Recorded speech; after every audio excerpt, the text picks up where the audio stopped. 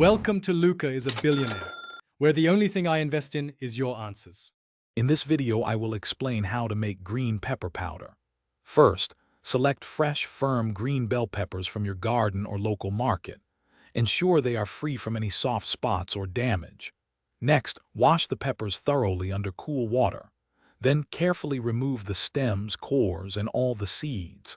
Finally, slice your peppers into uniform pieces, aiming for about 1/4 of an inch thick to ensure even drying. Once prepped, arrange your green pepper slices in a single layer on your dehydrator trays, ensuring good airflow.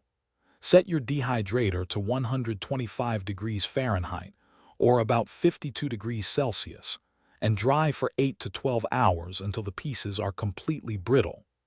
If you don't have a dehydrator, you can use an oven set to its lowest temperature, around 140 degrees Fahrenheit, keeping the door slightly ajar to allow moisture to escape.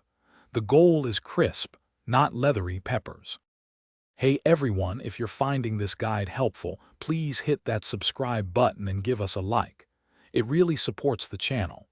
On another note, if you're looking to cultivate a different kind of green like financial growth, I have a quick recommendation. The book The Simple Path to Wealth can truly change how you think about money.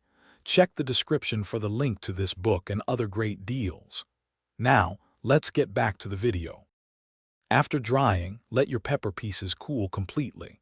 They should be very brittle and easily snap. Now, it's time to grind them into powder.